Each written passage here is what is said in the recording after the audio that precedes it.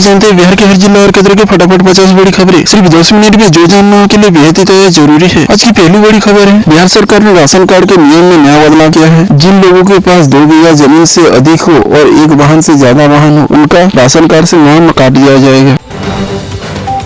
खाद की कालाबाजारी रोकने के लिए बड़ी कार्रवाई हो रही है। नियम न मानने पर 100 से भी ज्यादा दुकानों का लाइसेंस रद्द कर दिया गया है। सरकार कह रही है किसानों को कम दाम में खाद मिले।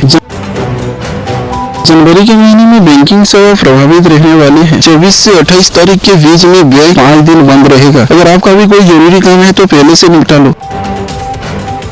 राज्य में ठंड और कोहरे लगातार बढ़ रहा है। मौसम विभाग ने अगले 5 दिनों तक कोल्ड डे का चेतावनी दी है। सुबह शाम से 50 मीटर तक दिखाई दे रहा है। लोगों को अपने घर में रहने की सलाह दी गई है। प्रधानमंत्री आवास योजना का सत्यापन जरूर कर दिया गया है। जिन लाभार्थियों के अब तक जांच नहीं करवाई, उनकी अगली किस्त रुक सकती है। सत्यापन की अंतिम तारीख जल्द ही तय होगी। मधुबनी में ठगी का बड़ा मामला सामने आया है। सोना बेचने के नाम पर लोगों को करीब 25 लाख के ठगे गए हैं। पुलिस ने 3 आरोपी को गिरफ्तार किया है। किसानों को मशरूम की खेती के लिए बढ़ावा दिया जा रहा है। सरकार इस पर 90% तक सब्सिडी दे रही है। गरीब और आम किसानों का मुनाफा बढ़ेगा। आयुष्मान भारत योजना में EKYC जरूरी कर दी गई है। बिना सत्यापन के 5 लाख तक मुफ्त इलाज नहीं मिलेगा। लाभार्थियों को जल्दी प्रक्रिया पूरी करनी होगी। किसान योजना में अपात्र लोगों की जांच चल रही है। अब तक 2 लाख लोगों की नाम लिस्ट से हटाया गया है। सही किसानों को समय में किस्त मिल जाएगा। राशन वितरण करने के लिए नया मशीन लगाया जा रहा है, जिससे कि राशन में हो रहे घोटाले को पूरी तरह से रोका जाएगा। किसानों के लिए फार्मर ID अनिवार्य कर दिया गया है। इस ID से 10 से ज्यादा योजनाओं का लाभ मिलेगा। पंजीकरण का प्रक्रिया सरल कर दिया गया है। फिर से पेट्रोल और डीजल के दाम बढ़ने की आशंका दिखाई दे रही है। इससे वाहन चला रहे ड्राइवरों पर ज्यादा असर पड़ेगा।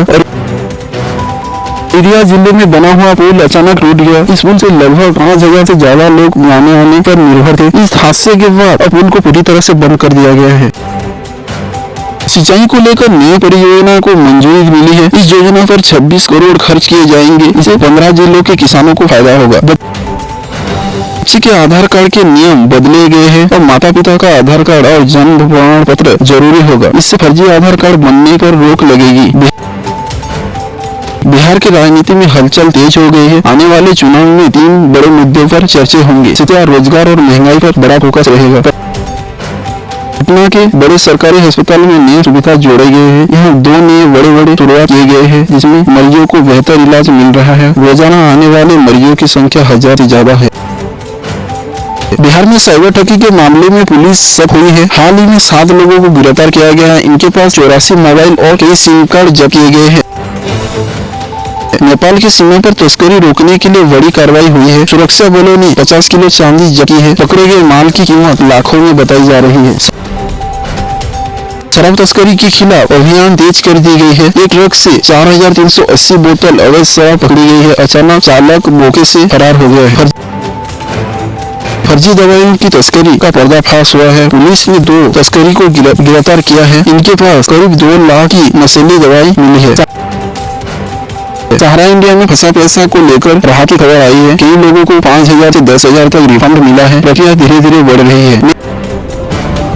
नए सिम कार्ड लेने के नियम बदल दिए गए हैं और पहचान की जांच और भी सख्त होगी। इसका मतलब है कि साइबर ठगी को कम करना है।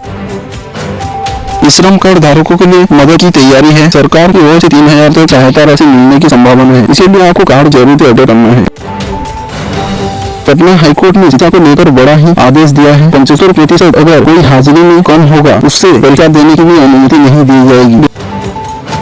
बिहार पुलिस में बड़ी भर्ती की तैयारी चल रही है। करीब 22,000 पदों पर नियुक्ति हुई है। नोटिस जल्द ही जारी किया जाएगा। महंगी खाते परेशान किसानों ने नया तरीका अपनाया है। कुछ किसानों ने तो पशुपालन को बढ़ावा दिया है और उनसे मिलने को खाद को अपनी जमीन पर डाला है। एक नुकसानदायक खाया से जमीन की सुरक्षा की जाएगी और अपनी जमीन को अच्छी तरह से रखवाएंगे। इससे खाद की बचत होगी। राज्य में जन्म प्रमाण पत्र बनाने का आसान कर दिया गया है। अब 10 मिनट में ऑनलाइन आवेदन से पूरे लोगों को दफ्तरों के चक्कर नहीं लगाने पड़ेंगे।